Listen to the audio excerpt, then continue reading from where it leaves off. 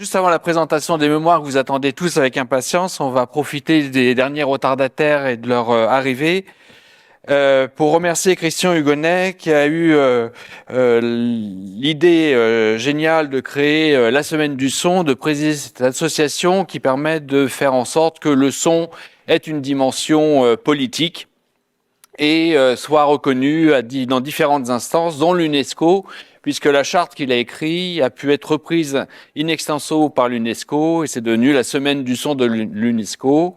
La Semaine du Son est devenue une ONG et nous avons eu la chance en tant qu'audioprothésiste de développer avec Christian une action qui est rendre le décibel aussi simple d'utilisation que le degré Celsius. Donc on a eu la chance avec le président Del Rio qui nous a permis de réaliser un atelier l'année dernière où de l'interactivité de cet atelier, au-delà du fait que tous les audioprothésistes, je vous le rappelle, pourraient faire en accord avec l'Association des maires de France des campagnes de sensibilisation et d'éducation pour la santé autour du décibel aussi simple d'utilisation que le degré Celsius, où vous avez pu assister et lire dans les cahiers d'audition un certain nombre d'éléments qui vous permettent d'animer ce type d'animation dans votre ville, afin que vous soyez les ambassadeurs du son dans votre ville, parce que je pense que les audioprothésistes sont les acteurs liés au sonore qui sont le plus facilement accessibles par la population générale. Et je pense que c'est une bonne façon pour la profession de développer une image très positive autour du son et pour que vous soyez reconnus comme professionnels du son et que ce soit la première approche. De cet atelier de l'année dernière, on a eu un certain nombre de retours en nous disant il faudrait que ce soit comme dans les pharmacies finalement où à l'extérieur sur la croix il y a la température, il y a l'heure, il y a des choses comme ça qui sont simples, qui ne demandent pas tellement d'investissement de la part de la personne qui passe à côté pour se dire il fait 22 degrés, c'est agréable, je peux me promener en t-shirt, j'ai pas besoin de tout cet attirail pour pouvoir me promener parce que il ne connaît probablement rien au degré Celsius, mais il a été habitué à associer un nombre avec une sensation. Donc là, l'objectif, c'est de faire exactement la même chose, de faire en sorte que les patients qui passent devant chez vous ou les citoyens ordinaires qui ne sont pas encore des patients, en passant devant chez vous, devant la vitrine, puissent avoir une information sur le nombre de décibels, comme ils auraient pu avoir une information sur la température extérieure. D'ailleurs, vous pouvez mettre les deux, et qu'ils associent un nombre à une sensation qu'ils perçoivent quand ils sont dans la rue précisément et qui passent devant la vitrine. Et je pense que là, on a un fabuleux outil pour devenir et développer notre image de professionnel du son et de sensibiliser en plus de ça les passants à cette problématique qui est une problématique politique tout à fait actuelle et qui sera abordée d'ailleurs à un événement auquel vous êtes tous invités, qui est gratuit, qui se tient à Paris, dont tu peux nous parler, Christian, peut-être.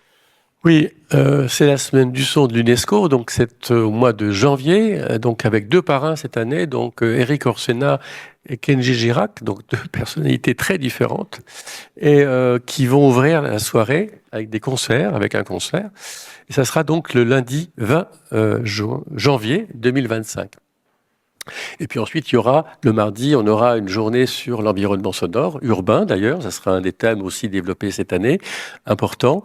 On aura le mercredi une journée santé, donc vous serez tous invités évidemment cette soirée qui sera présidée par Lionel Collet, qui nous permettra de faire le point justement sur le repérage de la santé, auxquels justement les audioprothésistes sont associés, je le dis bien, parce que ce matin on s'est aperçu qu'il manquait quelques personnes, et voilà, ça y est, c'est résolu maintenant, vous serez tous associés à cette belle journée, belle soirée, pour savoir comment s'y prendre pour traiter de l'audition dans un milieu urbain à forte concentration de décibels, là, du coup.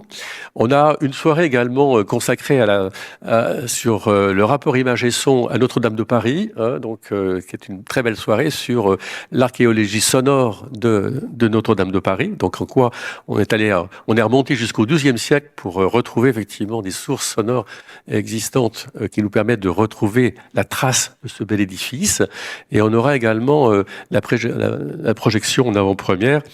Ça sera le vendredi soir du film Syntex par un ingénieur du son qui nous expliquera en quoi le sonore est un déclencheur de l'image. Voilà. Pour toutes ces raisons, la Semaine du son existe, elle existe aussi à l'étranger. On a une vingtaine de pays, hein, donc on est vraiment bien placé à l'international. On a fait une semaine du son il y a un an avec Fabrice, au Brésil,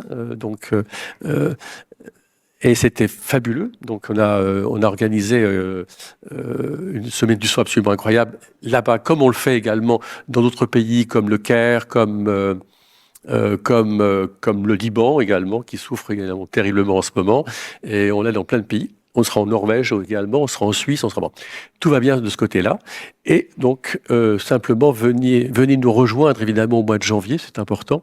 Une très belle semaine du son, donc, qui se veut ouverte au grand public aussi, et aussi qui nous permet, ça c'est, il faut le dire, qui nous permet effectivement de considérer le sonore comme un élément sociétal fondamental. C'est-à-dire que nous sommes transversales, vous l'avez senti, et vous faites partie de la famille. Vous êtes même, comme tu l'as dit si bien, les ambassadeurs de notre action. Le sonore, c'est un déclencheur du visuel. C'est ce qui nous permet effectivement de mieux comprendre le monde. Aujourd'hui, on est dans un monde où les gens ne se parlent plus, ne se voient plus, enfin se voient, mais à peine d'ailleurs, où le sonore est en train de disparaître. On aura également, on va faire venir également cette année toute la Cour d'appel de Paris. On fera également venir cette année la Cour de cassation. Autrement dit, les avocats, les magistrats nous disent la même chose.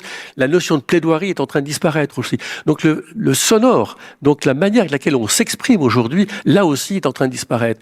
Il ne reste finalement que le visuel de nos smartphones. Et là, je dois dire qu'il va peut-être falloir se poser des questions.